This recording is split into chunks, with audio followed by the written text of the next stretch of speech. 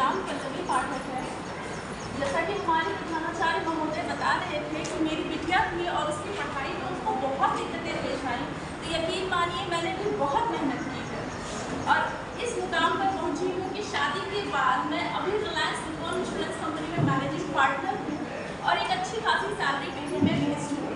साथ ही साथ मैं एक वकील भी हूँ, एडवोकेट भी हूँ और उन महिलाओं की मदद ज़्यादा करती हूँ जो महिलाएं बलात्कार से ग्रसित हैं, जिन महिलाओं के ऊपर एसिड फेंका गया है, मैं उन महिलाओं की निःशुल्क सेवा करती हूँ।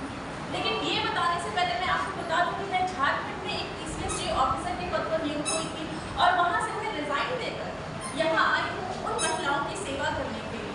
मुझे यकीन नहीं हो रहा है कि आप में से कितनी ही महिलाएं शर्मा रही हैं कि यहाँ पर आप लोगों को कितना अच्छा पद दिया जा रहा है। हमारे स्कूल में तो ऐसी कोई सुविधा ही नहीं थी।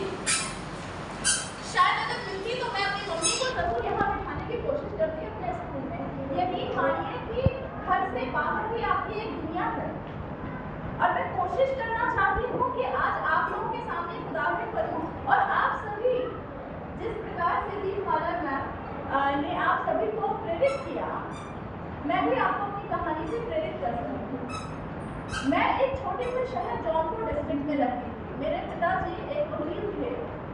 हालांकि शुरुआती समय में उनको बहुत प्रॉब्लम हुई थी, लेकिन उनकी मेहनत, उनकी लगन के कारण वो सरकारी वकील बने। उसके बाद हमारी स्थिति ठीक हुई, लेकिन ज़्यादा दिन तक नहीं रह पाई क्योंकि 4 साल के बाद उनका देहांत हो गया और वो उस समय में कॉलेज में थी।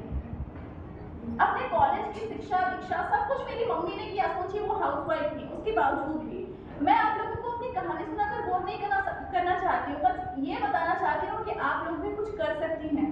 किसी भी मुकाम पे हो आप, किसी भी पड़ाव पे हो आप, कुछ भी कर सकती हैं। चाहती तो मैं भी बैठ जाती कि अब तो शादी हो गई है, अब कुछ नहीं करना है, लेकिन शादी के बाद भी मैं कुछ ना कुछ करती रही। वकालत किया और वकालत के साथ मुझे ऐसा लगा कि मुझे बच्चों को पढ़ाना बहुत अच्छा लगता है, तो मैंने स्कूल भी ज्वाइन किया और कुछ महीनों तक मैंने बच्चों को पढ़ाया भी। लेकिन उसके बाद मेरी जॉब लग गई तो मैं वहाँ चली गई। हालांकि वो जो मैंने जितने भी समय एक विद्यालय में एक अध्यापिका के रूप में पढ़ाया, वो मेरी जिंदगी का सबसे बहुत ही अच्छा पल था और मुझे उन बच्चों ने जितना सम्मान दिया, अभी भी कुछ बच्चे यहाँ पे हैं, उपस्थित हैं, जिन बच्चों को मैंने पढ़ाया है और मुझे गर्व है कि मैं उस स्कूल में मुझे पढ़ाने का मौका मिला, साथ ही उन महिलाओं की सेवा करने का मौका मिला जिनको वाकई में ज़रूरत है एक अच्छे अधिवक्ता की। उनकी मैं निःशुल्क मदद करती हूँ और मैं चाहती हूँ कि अगर आप लोगों को भी इस तरीके की सेवा की मदद करने का अगर अवसर मिलता है तो आप लोग भी करें, पीछे ना हटें। एक महिला के अंदर जितनी ताकत होती है, अगर वो एक बच्चा पैदा कर सकती है तो वो कुछ भी कर सकती है, क्योंकि जितना दर्द वो उस समय महसूस करती है उतना दर्द कोई और महसूस नहीं कर सकता है। वही जानती है कि उसके अंदर कितनी ताकत है। उम्मीद करती हूँ कि आप लोगों को मेरी ये एक छोटी सी कहानी से काफ़ी प्रेरणादायक लगी होगी। धन्यवाद।